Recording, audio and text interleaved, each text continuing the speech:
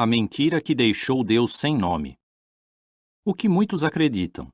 Não chegamos a nenhum consenso sobre se devemos usar o nome de Deus ou não e, se devemos, qual é esse nome. Professor David Cunningham, Theological Studies. O que a Bíblia diz? Deus disse: Eu sou Jeová. Este é meu nome. Isaías 42:8. Jeová é um nome hebraico que significa Ele causa que venha a ser. Jeová quer que usemos seu nome. A Bíblia declara: Invocai o seu nome.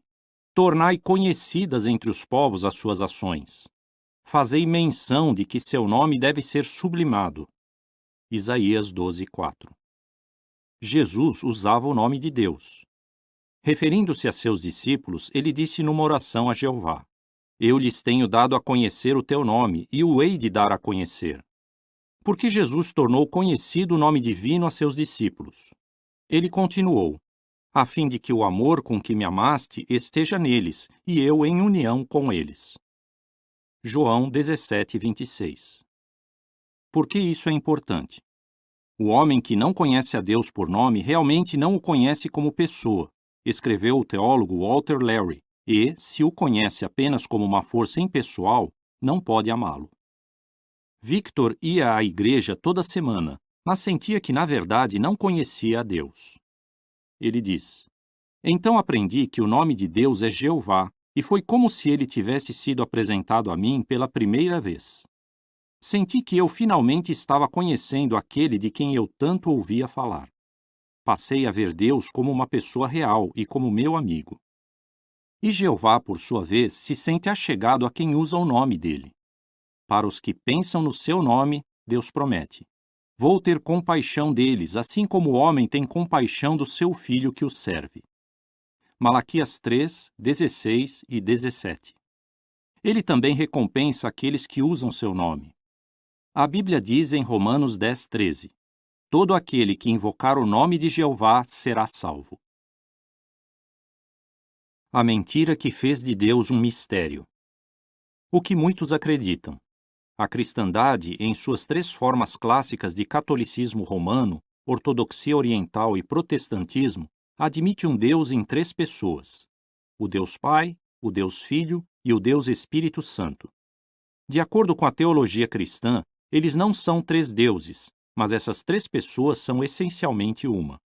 Nova Enciclopédia Britânica, em inglês. O que a Bíblia diz? Jesus, o Filho de Deus, nunca alegou ser igual ou da mesma substância que seu Pai. Em vez disso, ele disse: Vou embora para o Pai, porque o Pai é maior do que eu. João 14:28. Ele também falou a uma de suas discípulas: Eu ascendo para junto de meu Pai e vosso Pai, e para meu Deus e vosso Deus. João 20:17. O Espírito Santo não é uma pessoa.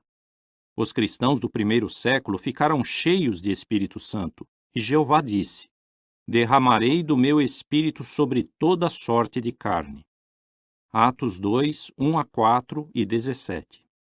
O Espírito Santo não é parte de uma trindade. Ele é a força ativa de Deus. Por que isso é importante?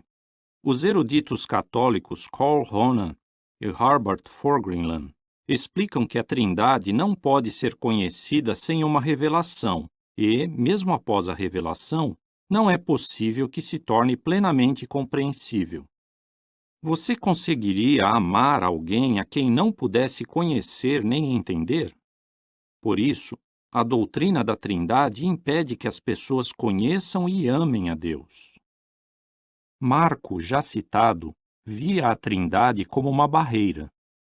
Ele diz: Eu pensava que Deus não queria que eu o conhecesse, e isso o tornava ainda mais distante, misterioso e inacessível.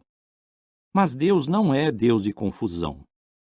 1 Coríntios 14:33, Centro Bíblico Católico. Ele não esconde sua identidade de nós. Ele quer que o conheçamos. Jesus disse: Nós adoramos o que conhecemos. João 4:22. Quando aprendi que Deus não é parte de uma trindade, diz Marco, eu finalmente pude ter uma amizade com ele. Se encaramos a Jeová como uma pessoa única e não como um misterioso desconhecido, fica muito mais fácil amá-lo. A Bíblia diz em 1 João 4,8: quem não amar não chegou a conhecer a Deus, porque Deus é amor. A mentira que tornou Deus cruel. O que muitos acreditam. As almas dos que morrem em estado de pecado mortal descem imediatamente após a morte aos infernos, onde sofrem as penas do inferno, o fogo eterno. Catecismo da Igreja Católica. Alguns líderes religiosos dizem que o inferno é um estado de total isolamento e separação de Deus. O que a Bíblia diz? A alma que pecar, ela é que morrerá. Ezequiel 18:4. Os mortos não estão cônscios de absolutamente nada. Eclesiastes 9:5. Se a alma morre e está inconsciente, como ela poderia sofrer num fogo eterno, ou mesmo sentir a dor de ficar separada de Deus para sempre? Na Bíblia, as palavras em hebraico e grego traduzidas inferno se referem à sepultura comum da humanidade. Por exemplo, falando de Jesus, uma profecia bíblica diz: Tu não me abandonarás no sepulcro, ou no inferno, versão Antônio Pereira de Figueiredo. Atos 2:27, nova versão internacional.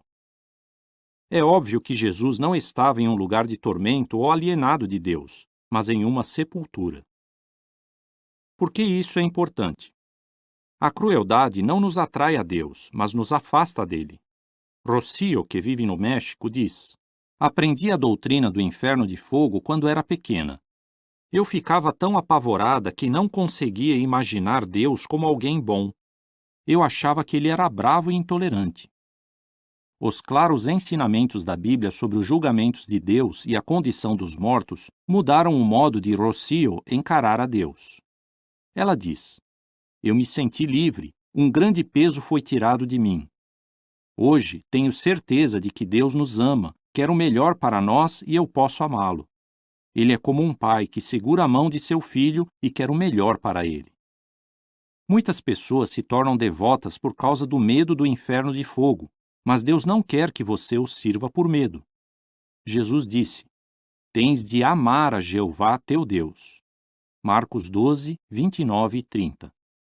Além disso, ao aprendermos que Deus não age injustamente, podemos confiar que seus julgamentos futuros serão sempre justos. Como o amigo de Jó, Eliú, podemos dizer com confiança o que está registrado em Jó 34:10. Longe está do verdadeiro Deus agir ele iniquamente, e do Todo-Poderoso agir injustamente. Fim do artigo.